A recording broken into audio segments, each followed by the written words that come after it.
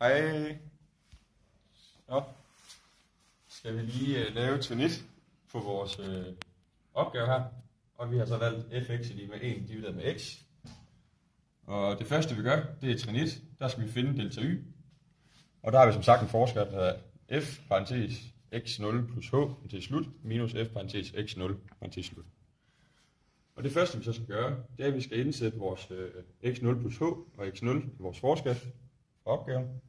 Så det kommer til at se ud sådan her.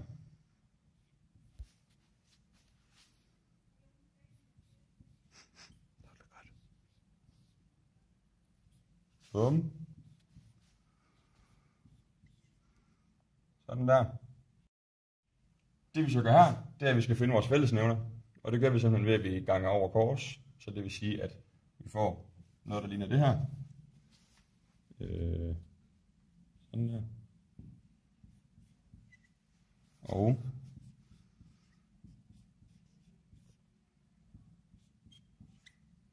minus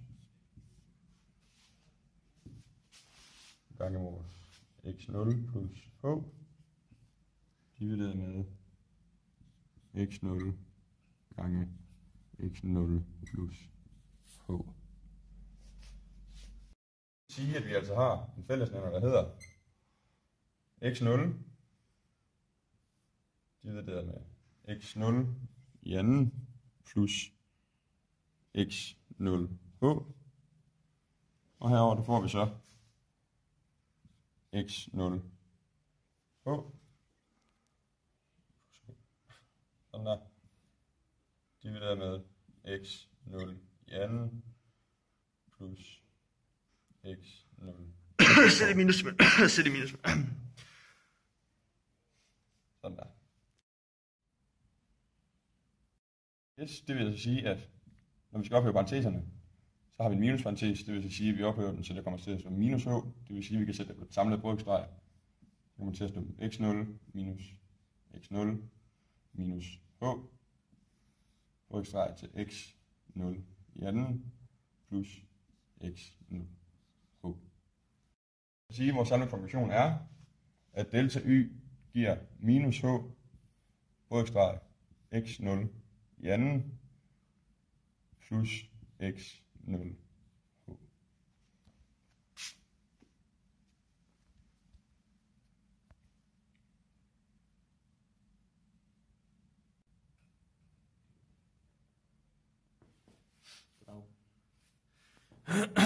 Yes, jeg vil forklare trin 2. Og vi ved jo, at trin 2 er, at man siger delta y, det er med delta x. Og vi kender delta y før, ikke? Som min kære kollega Frederik regnede ud for os. At delta y, det er det der. Så nu skal vi så sige det divideret med delta x. Og delta x ved vi er h, og det forklarer Irfan senere i opgaven, hvorfor det er det. Så vi siger minus h x0 anden plus x0 h. Og det er så, som sagt, vores delta y, som jeg har regnet ud der, divideret med vores delta x, som er h. Så det er så h hernede, ikke? Godt.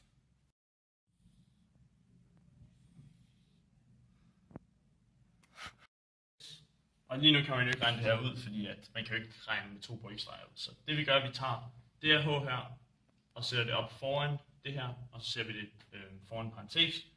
Fordi at lige nu der dividerer det med h, og så hvis vi ganger med h, så forsvinder det dividerer, fordi det er det modsatte. Var det godt nok forklaret? Okay. Så det kommer til at stå minus h divideret med h x0 i anden plus x0 h. Og det, mine damer og herrer, er svaret på trin 2. Pen drop, bitch.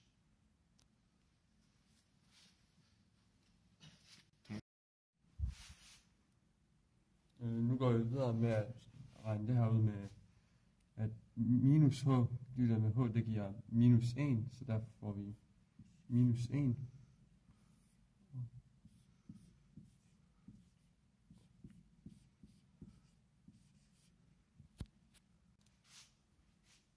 Og det har jeg så svaret på trin 2.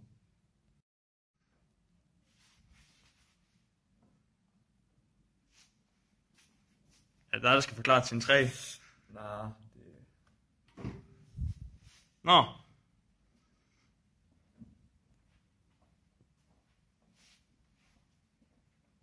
Jeg vil gerne forklare trin 3, hvor vi nu skal lade H gå mod 0.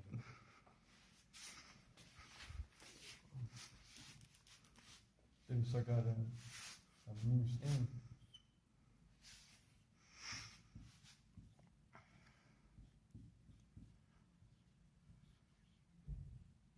Så ganger vi det med 0.